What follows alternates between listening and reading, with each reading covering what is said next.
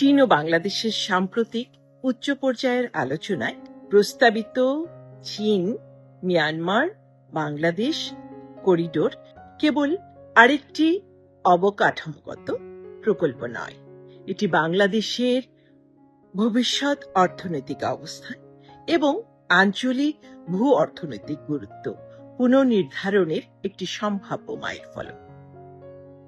অনেক বিশ্লেষকের দৃষ্টিতে চীনের বৃহত্তর বেল্ট অ্যান্ড রোড ইনিশিয়েটিভের অংশ হিসেবে এই করিডোর একবিংশ শতাব্দীর নতুন সিল্ক রোডের একটি গুরুত্বপূর্ণ শাখায় পরিণত হতে পারে।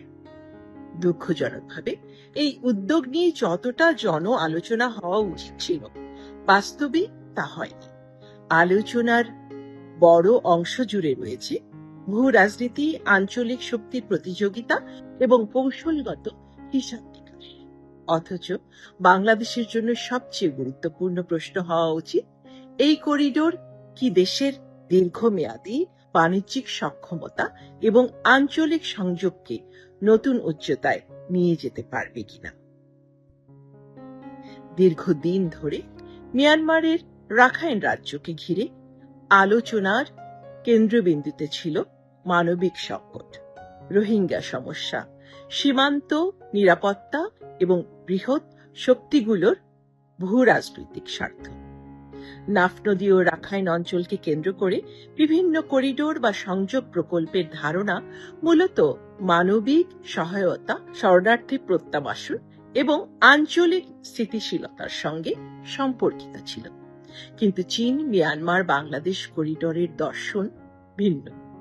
এর মূল ভিত্তি বাণিজ্য, শিল্পায়ন, লজিস্টিক্স এবং আঞ্চলিক সংযোগ। যদি এই করিডোর বাস্তবায়িত হয়, তবে এটি চট্টগ্রাম বন্দরের উন্নয়নের পর বাংলাদেশের জন্য অন্যতম গুরুত্বপূর্ণ অর্থনৈতিক ও লজিস্টিক্স উদ্যোগে পরিণত হতে পারে।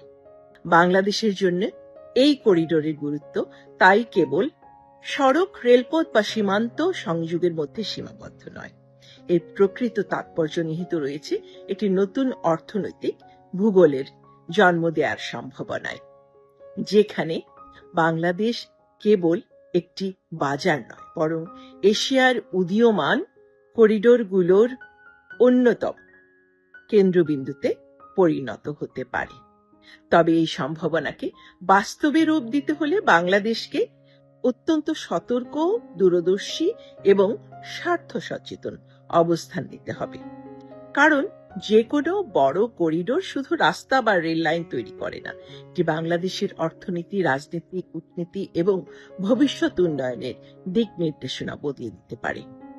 সঠিক পরিকল্পনা, স্বচ্ছ চুক্তি এবং দীর্ঘমেয়াদী কৌশলের মাধ্যমে এই করিডোর বাংলাদেশকে আঞ্চলিক বাণিজ্য ও সংযোগের নতুন মানচিত্রে গুরুত্বপূর্ণ অবস্থানে নিয়ে যেতে পারে। আর সেই কারণে এটি শুধু একটি অবকাঠামো প্রকল্প নয়, এটি বাংলাদেশের ভবিষ্যৎ পরিচয় গঠনের এক সম্ভাব্য পথরেখা।